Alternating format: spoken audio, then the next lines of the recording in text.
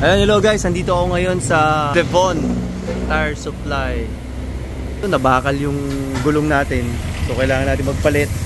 So lagi ang question natin is, okay lang ba na magpalit ng hindi Michelin na tires? Para ako pa lang yata yung maglalakas ng loob magpalit ng hindi Michelin.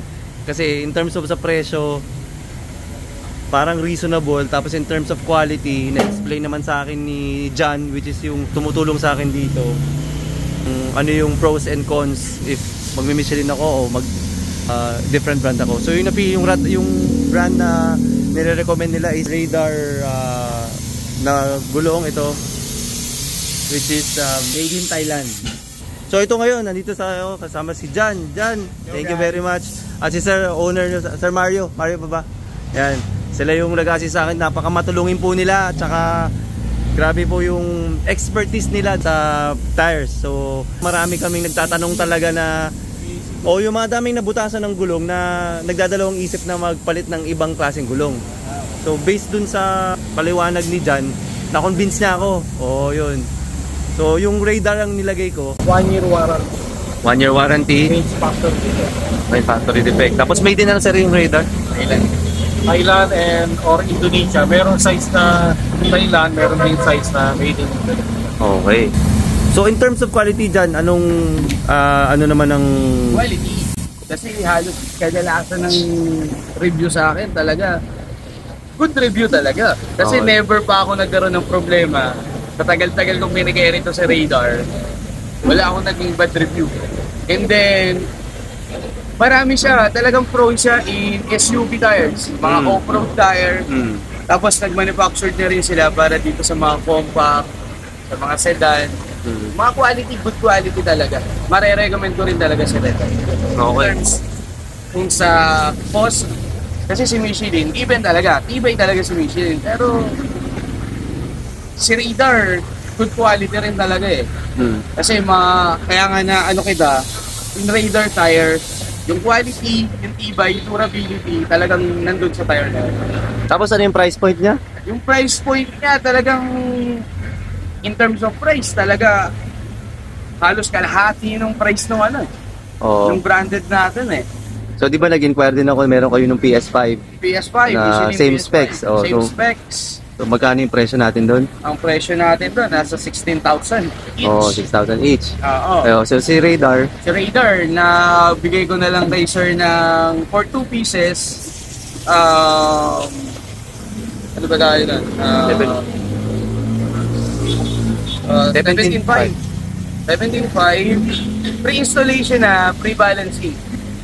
Tapos, yun nga. Pinaka-recommend ko lang talaga sa mga car owner, magro-rotate. Yeah. Kasi talaga, unang napupudpud, front side. So, how many times in a year do you have to rotate? Depende kung city driving, ma-advise ko kahit a year para ma-check din yung camber. Pero kung talagang gamit na gamit, naglo-long drive, kahit every 6 months, rotate. Para na lang din dun sa lifespan ng goma. Sa previous natin, unang-una yung installation. Installation is free na. Then yung balancing service, also free na rin. Included na rin yung balancing weights. Yan. Kasi ang purpose nito, kaya kailangan natin i-balance.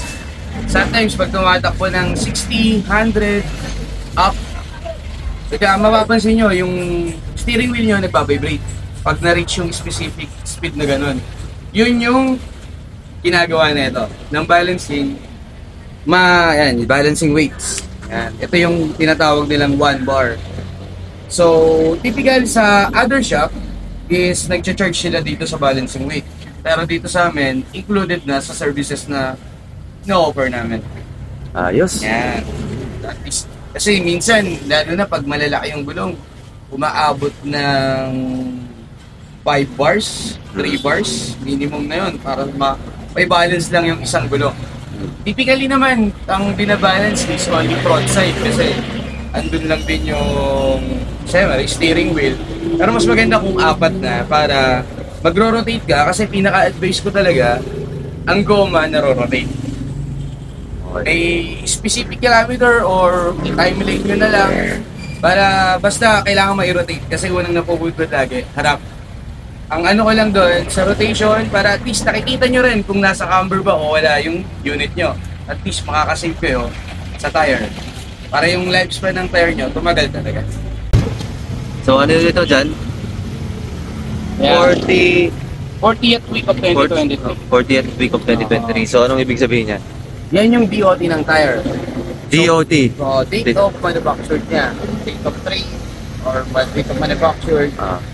Diyan siya makikita kung kailan na rin. Anong year na ano yung goma.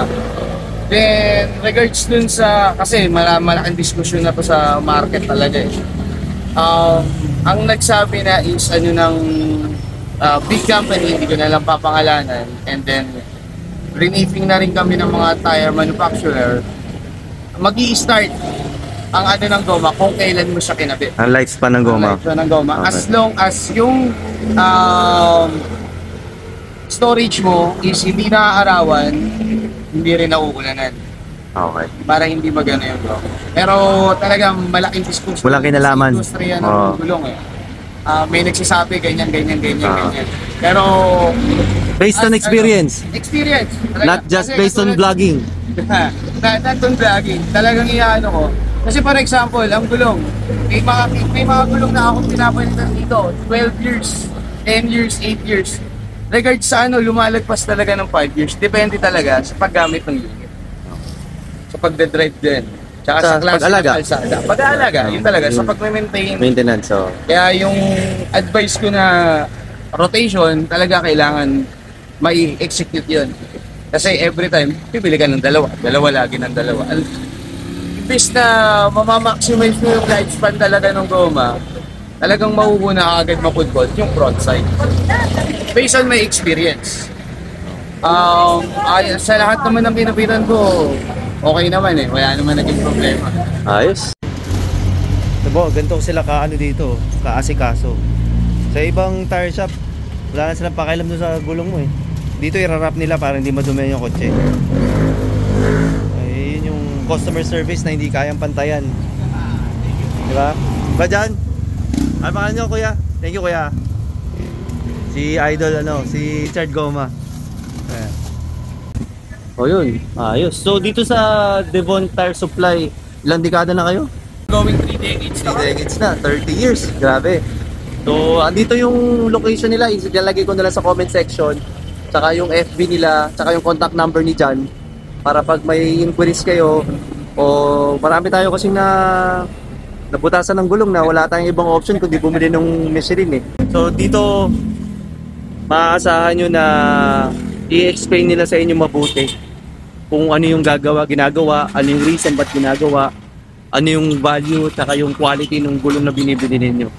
So, marirecommend ko talaga na pupunta kayo dito sa Devon Tire.